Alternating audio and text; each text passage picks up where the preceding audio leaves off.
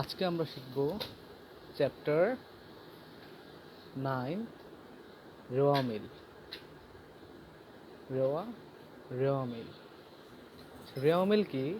রেওয়া মিল হচ্ছে যে আলাদা কাগজে খতিয়ানের ডেবিট ও ক্রেডিট উদ্বৃত্তগুলো লিখে হিসাবের গাণিতিক শুদ্ধতা যাচাই করা হয়, তাকে রেওয়া মিল বলে। তার মানে রেওয়া মিলের প্রধান উদ্দেশ্য হচ্ছে গাণিতিক শুদ্ধতা যাচাই। রেওয়া মিলের প্রধান উদ্দেশ্য হচ্ছে গাণিতিক শুদ্ধতা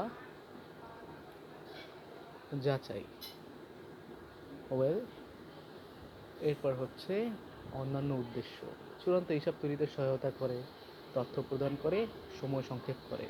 যদি বহুপদী প্রশ্নতে আসে রেওয়া মিলের উদ্দেশ্যগুলো কী কী, তাহলে খেয়াল রাখতে হবে আরও অনেকগুলো উদ্দেশ্য আছে। এগুলো হচ্ছে চূড়ান্ত হিসাব তৈরিতে সহায়তা করে। চূড়ান্ত হিসাব মানে হচ্ছে আর্থিক বিবরণী। আরেকগুলো হচ্ছে তথ্য প্রদান করে। তথ্য প্রদান বলতে ডেবিট ও ক্রেডিট উদ্বৃত্তের জেরগুলোর তথ্য প্রদান করে, কতটুকু অনিশ্চিত হিসাব আসছে সেগুলোর জের প্রদান করে, এবং সময় সংক্ষেপ করে। এর দ্বারা আমরা খুব সহজেই ডেবিট ক্রেডিট উদ্বৃত্ত পাই, যে খুব অল্প সময়টা তৈরি করা যায়। নিশ্চয়ই তোমরা পরীক্ষার খাতায় খুব দ্রুত রেওয়া মিল তৈরি করো, ঠিক আছে? আচ্ছা, রেওয়া মিলের বৈশিষ্ট্য, গুরুত্ব এগুলো মোটামুটি তোমরা জানো, যাক সমস্যা নাই। রেওয়া মিলের নমুনা ছক। রেওয়া মিলের নমুনা ছক আমরা সবাই জানি। রেওয়া মিলের নমুনা ছক আমরা সবাই জানি। রেওয়া মিলের নমুনা ছক হচ্ছে ক্রমিক নং, ক্রমিক নং, ক্রমিক নং, হিসাবের নাম, হিসাবের নাম,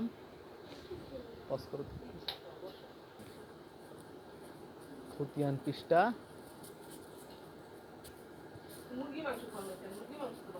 ডেবিট টাকা,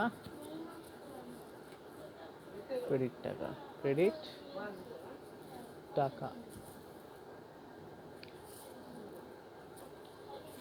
এই হচ্ছে আমাদের মূলত রেওয়া মিলের ছক।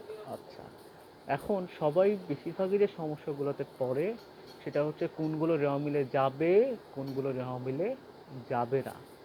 তো একদম শর্টকাট যে সূত্রগুলো আছে সেটা হচ্ছে ডেবিট এবং ক্রেডিটে কোন কোন জিনিসগুলো বা কোন কোন লেনদেনগুলো যাবে। খুব ইজি জিনিস হচ্ছে সম্পত্তি, সম্পত্তি ডেবিটে যাবে। আচ্ছা, ব্যয় ডেবিটে যাবে, ঠিক আছে? উত্তোলন ডেবিটে যাবে, এগুলো নর্মালি যাবে ডেবিটে, এগুলো নর্মালি যাবে ডেবিটে, এগুলো নর্মালি যাবে ডেবিটে।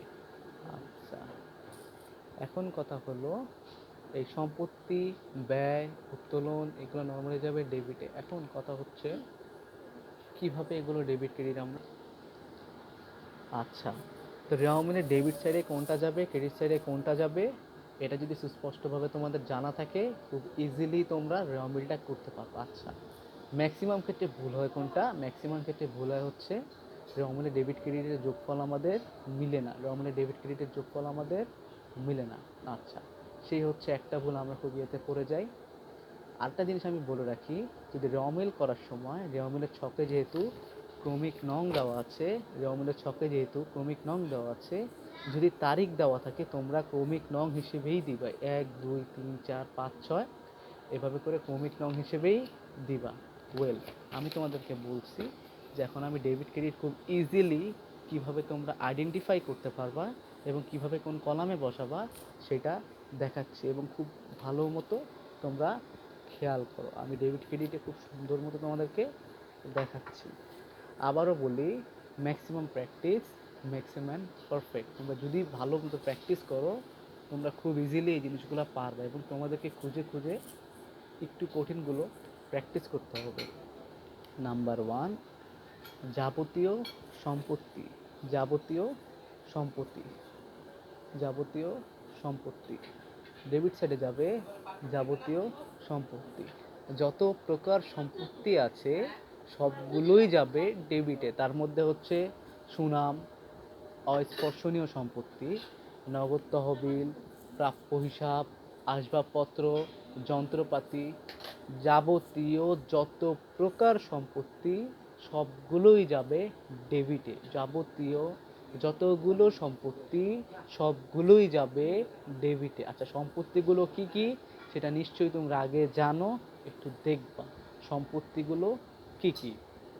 ঠিক আছে, তোমরা নিশ্চয়ই লেনদেন অধ্যায় সম্পত্তিগুলো করেছো। 2 নাম্বার হচ্ছে সব ধরনের খরচ বা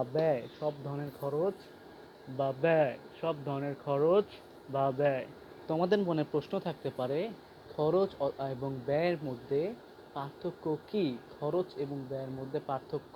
কি? এটা হয়তো তোমাদের এই লেভেলে জানার দরকার নাই, আমি তবুও তোমাদেরকে বলে দিচ্ছি। ব্যয়ের অনিঃশেষিত অংশকে বলা হয় সম্পদ।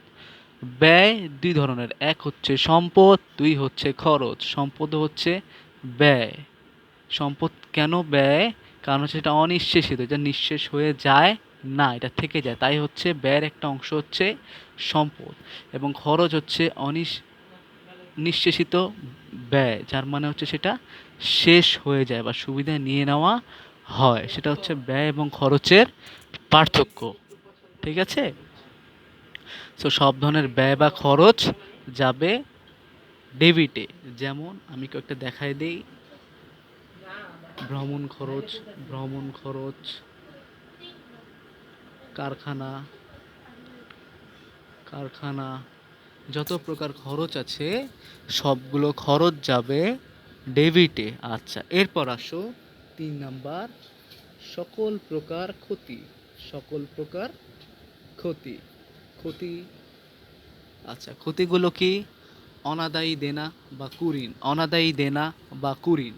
ক্ষতির মধ্যে কি বুঝে এটা আমি একটু বুঝাই দিচ্ছি। অনাদায়ী দেনা বা কুঋণ অথবা বিবিধ ক্ষতি, বাট্টা অবচয় অথবা বিবিধ ক্ষতি, বাট্টা। বাট্টা এরপর হচ্ছে অবচয়। আচ্ছা, কেন এগুলা যাবে সেটা একটু বলে নেই। সেটা হচ্ছে অনাদায়ী দেনা বা কুঋণ কি, বারবার বলি এটা তোমরা ভুল করো। অনাদায়ী দেনা বা কুঋণ জিনিসটা কি? দেনাদারের নিকট হতে যে অর্থ আদায়যোগ্য নয় তাকে বলা হয় অনাদায়ী দেনা বা কুঋণ। দেনাদার হতে যে অর্থ আদায়যোগ্য নয়, দেনাদার অর্থ হচ্ছে তুমি যার থেকে টাকা পাবে তাকে বলা হয় দেনাদার, অথবা প্রাপ্য হিসাব, অথবা গ্রাহক, অথবা ক্রেতা, সবগুলো হচ্ছে সিনোনিমিটিক্যাল ওয়ার্ড। ঠিক আছে, বাট্টা হচ্ছে, আচ্ছা আমি বাট্টা সম্পর্কে একটা কথা বলে নেই। বাট্টা বা কমিশন যদি থাকে তোমরা এটা মনে করবা প্রদান। নর্মালি যদি বাট্টা থাকে তাহলে দিবা ডেবিট সাইডে, নর্মালি কমিশন থাকলে মনে করবা ডেবিট সাইডে। কারণ বাট্টা এবং কমিশন দ্বারা খরচ বা ক্ষতি বোঝানো হয়, মাথায় থাকবে। আর বিবিধ ক্ষতি তোমরা নিশ্চয়ই জানো যে ক্যাশ বাক্স হতে চুরি অথবা এরকম কিছুগুলো হচ্ছে বিবিধ ক্ষতি।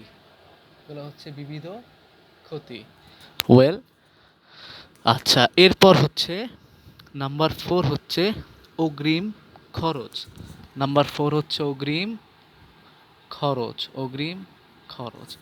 আচ্ছা, অগ্রিম খরচ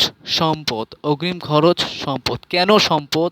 এটা আমি আগেও বলছি, আবারও বলছি। সেটা হচ্ছে তুমি যখন অগ্রিমভাবে টাকাটা খরচ করে দিলে, সেটা তোমার যার প্রতি তুমি যেই খাতে তুমি খরচ করলে সেই খাতে তোমার টাকাটা হয়ে রইল, এবং তুমি যতদিন সেই সম্পূর্ণ সুবিধাটা না নিবে তুমি চাইলে সেই টাকাটা নিতে পারবে এবং সেই টাকাটা তোমার একটা জায়গায় জমানো থাকবে। তাই অগ্রিম খরচকে সম্পদ বলা হয়। ফর এক্সাম্পল, তুমি যদি তোমার বাসা ভাড়া অগ্রিম 4 মাসের দিয়ে রাখো, তুমি যদি 1 মাস পর চাও যে তুমি চলে যাবে, সো নর্মালি তোমাকে সে 3 মাসের ভাড়া ব্যাক করতে বাধ্য। অর্থাৎ তোমার অগ্রিম খরচ সম্পদের মতো কাজ করে এবং সেটা তাই সম্পদ। এটা যে কোনো রকম হতে পারে, অগ্রিম বেতন হইতে পারে, ভাড়া হতে পারে, বিমা খরচ হতে পারে, ইত্যাদি যা হতে পারে। আচ্ছা, এরপর হচ্ছে বকেয়া আয়। বকেয়া আয় এটাও কিন্তু তোমার সম্পদ, মাথায় রাখতে হবে। বকেয়া আয় সম্পদ, অগ্রিম খরচ সম্পদ। আচ্ছা, বকেয়া আয় কেন সম্পদ? আমি তাকে সেবা দিচ্ছি অথবা পণ্য বিক্রি করেছি, তার থেকে আমি টাকাটা নেইনি, অর্থাৎ তার কাছে আমার টাকাটা জমা আছে, তাই বকেয়া আয় হচ্ছে সম্পদ। যেমন বিনিয়োগের বকেয়া সুদ। বিনিয়োগের বকেয়া সুদ, তুমি বিনিয়োগ করছো, সেটা থেকে টাকা পাবা, অর্থাৎ বকেয়া আছে, তাই তোমার সেটা সম্পদ। যদি তুমি পেয়ে যাও, সেটা হচ্ছে তোমার আয়। আয় কোন পাশে? ক্রেডিট পাশে, এটা কিন্তু জানো।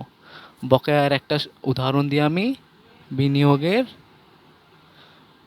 বকেয়া সুদ। বিনিয়োগের বকেয়া সুদ কেন? বিনিয়োগের সুদ হলে সেটা আয় হইতো, যেহেতু তুমি পেয়ে গেছো, যেহেতু তুমি পাও নাই, তোমার এই সুদটা তার কাছে জমা আছে, তাই হচ্ছে এটা সম্পদ। তাই হচ্ছে এটা সম্পদ। তাই হচ্ছে এটা সম্পদ। আরেকটা হচ্ছে খুব সহজে বোঝার জন্য, দায় হতে উদ্ভূত সুদ। দায় হতে উদ্ভূত উদ্ভূত সুদ, এর মানে হচ্ছে যত প্রকার দায় দ্বারা তোমার যে সুদটা দিতে হবে, সেটাও ডেবিট সাইডে যাবে। ঋণের সুদ তোমাকে দিতেই হবে, এটা ব্যয়। ব্যাংক জমাতিরিক্ত তুমি নিছো, যখন নিছো সেটা দায়, যখন দিবা সেটা ব্যয়। যখন নিছো সেটা দায়, যখন দিবা সেটা ব্যয়। বন্ধকি ঋণ যখন নিছো সেটা দায়, যখন সুদ দিবা সেটা ব্যয়। যেমন হচ্ছে ঋণের সুদ, ঋণ নিছো সেটা দায়, দিবা তখন ব্যয়। ঋণের সুদ, বন্ধকি ঋণের সুদ, ঋণের সুদ ইত্যাদি। আচ্ছা, ঋণের সুদ কি? ঋণ নিছো, ঋণের বিপক্ষে যে সুদটা দিতে হয় সেটা হচ্ছে ঋণের সুদ, সেটা হচ্ছে তোমার ডেবিট সাইডে যাবে, এবং সেটা হচ্ছে তোমার ব্যয় বা খরচ। ব্যাংক জমাতিরিক্ত, যখন তুমি ব্যাংক জমাতে ইংলিশ কি? Bank over draft. Bank over draft, তুমি কখন ব্যাংক ওভারড্রাফট করতে পারবা? যখন তোমার ক্রেডিট কার্ড থাকবে, সেটা তোমাকে একটা লিমিটও দেওয়া থাকবে, ঠিক আছে? আর বন্ধকি ঋণটা হচ্ছে যখন তুমি কোনো কিছু বন্ধক করবা, সেই বিপরীতে যখন তুমি টাকা নিবা, এবং তোমার প্রতি মাসে মাসে এটার জন্য সুদ প্রদান করতে হবে, ঠিক আছে? আচ্ছা, আরেকটা জিনিস হচ্ছে প্রদত্ত। প্রদত্ত আর প্রাপ্ত, এই দুটো ওয়ার্ডের পার্থক্যটা একটু ক্লিয়ার হয়ে নাও। প্রাপ্ত মানে হচ্ছে আমি পেয়ে গেছি, প্রাপ্ত মানে হচ্ছে আমি পেয়ে গেছি, প্রাপ্ত মানে হচ্ছে আমি পেয়ে গেছি। প্রদত্ত মানে হচ্ছে আমি দিয়ে দিচ্ছি, প্রদত্ত মানে হচ্ছে আমি দিয়ে দিচ্ছি।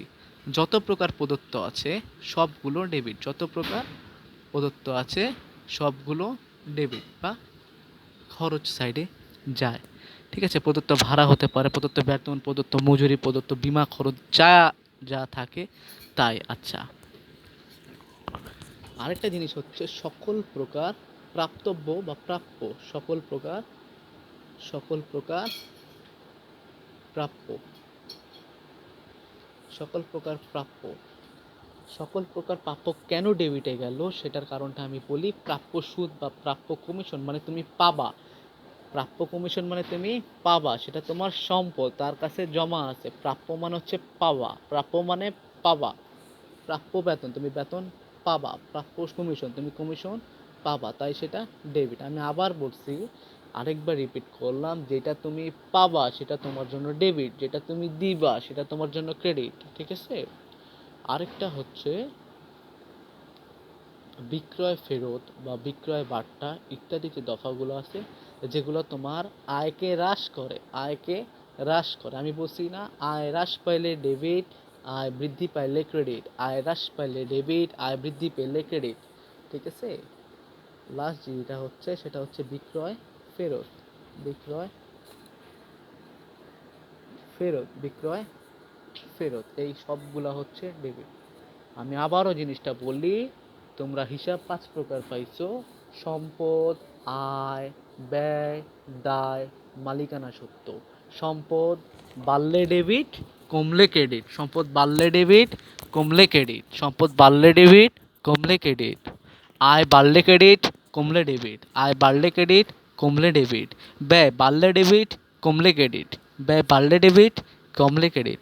মালিকানা সত্ত্ব বাড়লে ক্রেডিট, কমলে ডেবিট। ঠিক আছে? তো যাক, মোটামুটি তোমরা ক্লিয়ার হইছো। এই প্রত্যেকটা জিনিসে তোমরা দেখবা এই সম্পূর্ণ জিনিসগুলা আছে, এই সম্পূর্ণ জিনিসগুলা আছে। অগ্রিম খরচ, অগ্রিম খরচ, হ্যাঁ, খরচ বাড়ছে তাই ডেবিট। খরচ বাড়ছে তাই অ্যাডভান্স দিয়ে দিছো তাই ডেবিট। তোমার সম্পদ আছে, এটা তোমার সম্পদ। ঠিক আছে? প্রত্যেকটা জিনিস তোমরা ইজিলি বুঝছো আমি আশা করি। এখন আসো ক্রেডিট পাশে কি যায়। ক্রেডিট পাশে কি যায়? যাবতীয় দায়, সকল প্রকার দায় হচ্ছে ক্রেডিট। সকল প্রকার দায় হচ্ছে ক্রেডিট। সকল প্রকার দায় হচ্ছে ক্রেডিট। এখন সেটা হতে পারে ঋণ, সেটা হতে পারে অন্য কিছু। সকল প্রকার দায় হচ্ছে ক্রেডিট।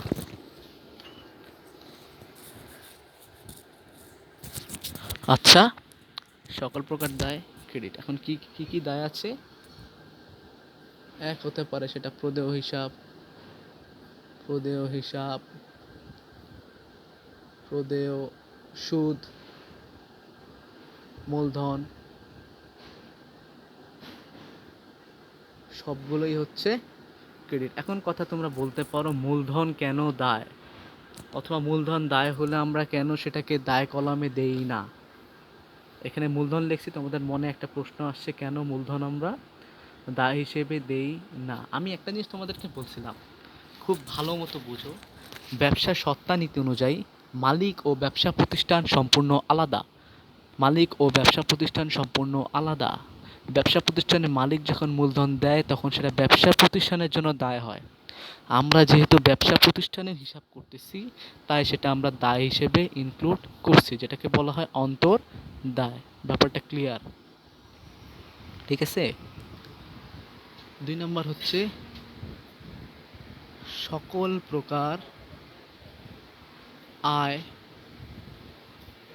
এবং লাভ। সেটা হতে পারে বিক্রয়, বিনিয়োগের সুদ, প্রাপ্ত বাট্টা, প্রাপ্ত কমিশন, এনিথিং। সেটা তোমার দেখতে হবে তোমার আয় হয়েছে, হয়েছে, লাভ হয়েছে, হয়েছে। আচ্ছা, আমি আবার একটা কথা বলি। প্রাপ্ত বাট্টা, প্রাপ্ত কমিশন, যদি সরাসরি খালি কমিশন লেখা থাকে অথবা বাট্টা লেখা থাকে তাহলে সেটা কিন্তু প্রদত্ত। বাট যদি প্রাপ্ত কথাটা লেখা থাকে তাহলে সেটা হচ্ছে প্রাপ্ত কমিশন আর প্রাপ্ত বাট্টা তোমরা আয় বা লাভ হিসেবে ধরবা। 3 নম্বর হচ্ছে যাবতীয় বকেয়া খরচ। যাবতীয় বকেয়া খরচ এরকম হচ্ছে বকেয়া মজুরি, বকেয়া ভাড়া, বকেয়া ভাড়া, মজুরি। কেন এগুলো দায় বা কেন এগুলো ক্রেডিট সাইডে বসবে? দায় মানে তো ক্রেডিট, সো কেন এগুলো দায়? বকেয়া মানে হচ্ছে তোমার থেকে পায়, অর্থাৎ তোমাকে দিতেই হবে, তোমাকে দিতেই হবে, তাই এগুলো হচ্ছে দায়। 4 হচ্ছে সকল প্রকার অগ্রিম আয়। আচ্ছা, অগ্রিম আয়টা কি? তুমি সেবা টাকা নিয়ে নিচ্ছ কিন্তু সেবা দাও নাই। যেমন অগ্রিম বেতন গ্রহণ, অগ্রিম বেতন গ্রহণ। অগ্রিম বেতন লেখা থাকলে নর্মালি ডেবিটই বসায়, বাট যদি তুমি গ্রহণ দাও সেটা তোমার আয় হয়ে গেল। তুমি কাজ করো নাই বাট অ্যাডভান্স টাকা নিয়েছো, অর্থাৎ তুমি নর্মালি চিন্তা করো আমি তোমাকে পরে যদি অ্যাডভান্স টাকা নিই আমি তোমাকে পরেতে দায়বদ্ধ হয়ে যাব না? তাই হচ্ছে এটা এক ধরনের দায় এবং এটা ক্রেডিট দিকে যাবে। আচ্ছা, এবার আমি তোমাকে বলি সকল প্রকার সঞ্চিতি। সকল প্রকার সঞ্চিতি, সঞ্চিতি বা তহবিল, সঞ্চিতি বা তহবিল ক্রেডিট, তহবিল ক্রেডিট। সেটা হতে পারে সাধারণ সঞ্চিতি, দেনাদার বাট্টা সঞ্চিতি, বাট্টা সঞ্চিতি, হ্যাঁ, যেই কোনো বাট্টা তহবিল, যেই কোনো সঞ্চিতি, যেই কোনো তহবিল হচ্ছে ক্রেডিট, অর্থাৎ ক্রেডিট। ব্যতিক্রম আছে 2টা ব্যতিক্রম।